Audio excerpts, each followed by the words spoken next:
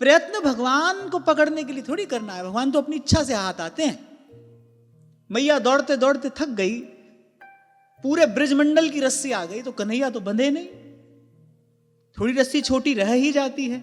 वो तो जब मैया को बहुत श्रमित देखा, ठाकुर जी को दया आ गई, तब वो हाथ आ गए। तो हमारे प्रयत्न से भगवान हाथ आने वाले नहीं है।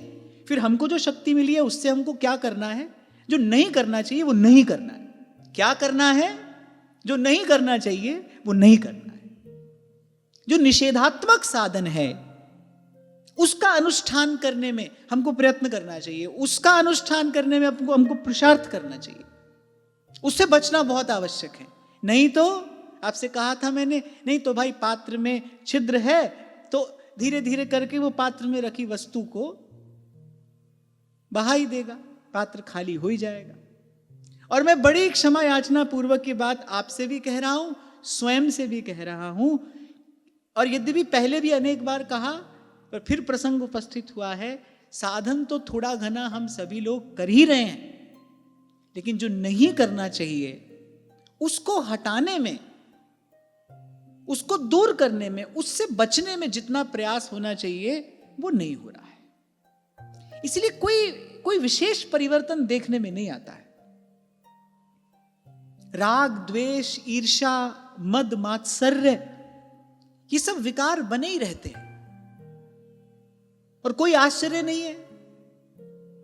अभी आपसे मैंने कहा बर्तन में छेद होगा, पात्र में छिद्र होगा, तो जो भी वस्तु पात्र में रखी जाएगी भाई वो धीरे धीरे करके बह ही जाएगी। पात्र सूखा का सूखा, रीता का रीता। तो हम इतना सत्संग श्रवण कर रहे हैं, प्रभु ने हमको इतना सुंदर ये अवसर प्रदान किया है। भाई जीवन में परिवर्तन आना चाहिए, वृत्ति का परिष्कार होना चाहिए, जीवन सुधरना चाहिए। नहीं तो कान खोलकर सुन लो, नहीं तो ये भगवान के दिए प्रसाद की अवज्ञा आपके द्वारा हो रही है, ये प्रभु के दिए प्रसाद की अवहेलना आपके द्वारा हो रही है।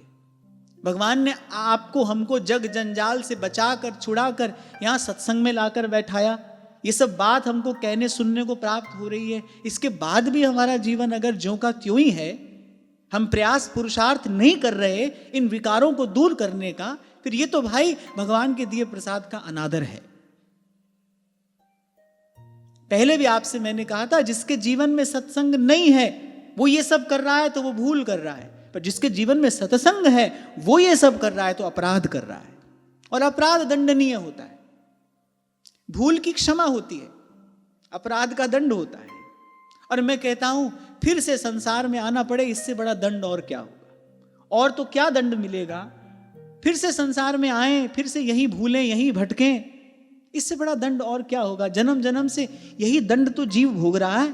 तो भाई ये जो शक्ति, ये जो साधन, समय, ये सुयोग, ये जो भगवान ने सब दिया है ना, इससे पुरुषार्थ करिए।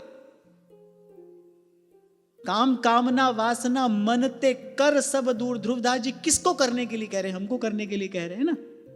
कर सब दूर, क्योंकि यही करने के लिए जीवन मिला है। घट को खाली कीजिए, काढ़ वासना दूर। संत जब ये काम करने के लिए कह रहे हैं तो समझना कहीं ना कहीं ये करने की सामर्थ्य हमारे पास है, तभी वो हमको कह रहे हैं, नहीं तो नहीं कहते। कह रहे हैं तो ये सामर्थ्य प्रभु ने हमको दी होगी।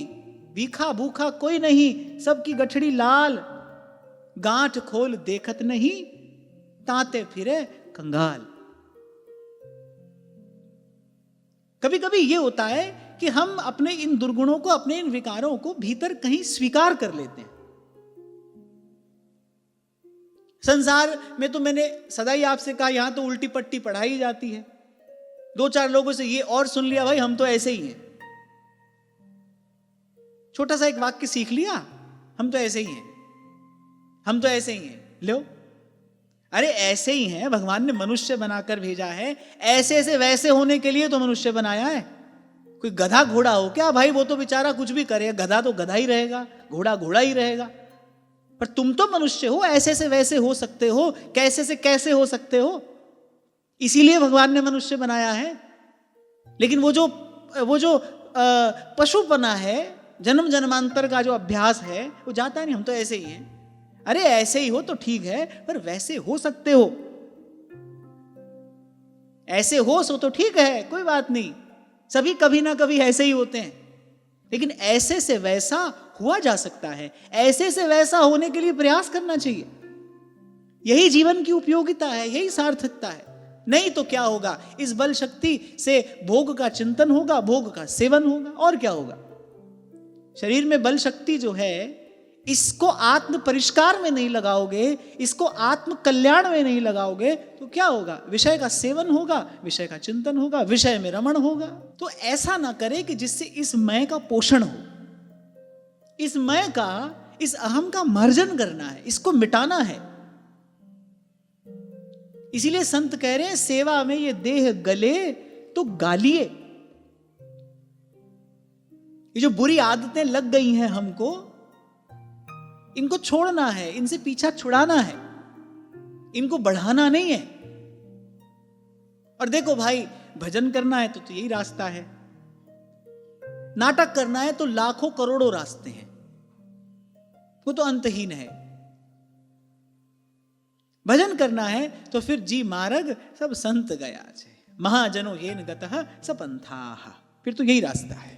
तो सब साधन करे, लेकिन साथ साथ जो निषेध है, जो नहीं करना है, उससे बचने का प्रयास अवश्य करे। आपसे मैं कह रहा था ना, पूज्य श्री पंडित जी महाराज कहा करते थे कि विष्ठा में लिपटा कोई शूकर आ रहा हो तो लाख प्रयास करके भी उससे बचा जाता है ना भाई, कहीं वो छू ना जाए, निकट से भी होकर ना निकल जाए।